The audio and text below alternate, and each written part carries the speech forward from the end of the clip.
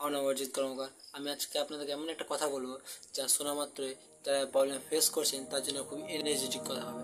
সেই কথাটি হচ্ছে যে আচ্ছা, আমরা ক্লাস 1 থেকে 12 পর্যন্ত কলেজ, তারপরে আমরা সবাই পড়াশোনা করে পড়েছি, তাই তো? এবার যখন আমরা ক্লাস 11 12 বা যে ক্লাসে আমরা থাকলে সেই ক্লাসটা আমাদের কাছে তখনকার সবথেকে কঠিন মনে হয়, সেটা আমাদের কাছে সবথেকে বড় প্রবলেম। যখন আমরা সেই ক্লাসটা পার করিনি তখন আমরা যখন সেই ক্লাসটা আগের ক্লাস আমরা মনে করি তখন কি মনে খুবই সহজ, এটা তাই তো? খুবই সহজ লাগে তখনকার। তো আমাদের সবথেকে প্রবলেম যখন আমরা সেই ক্লাসে পড়ি সেটা আমাদের সবথেকে বড় প্রবলেম।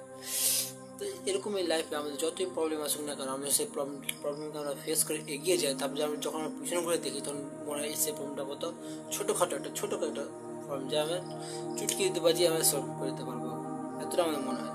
কিন্তু তখন সেই প্রবলেমটা আমাদের সব থেকে বড় লাগে। তাই সলভ করবো তো আমাদের স্কিল বাড়বে, তত আমাদের মাইন্ডসেট ঠিক হবে, তত আমাদের আরো স্ট্রং হতে যাবো। তাই যত প্রবলেম আসুক না কেন সেগুলোকে আমাদেরকে যে না হটে আমাদেরকে সেই প্রবলেমটাকে সলভ করতে হবে।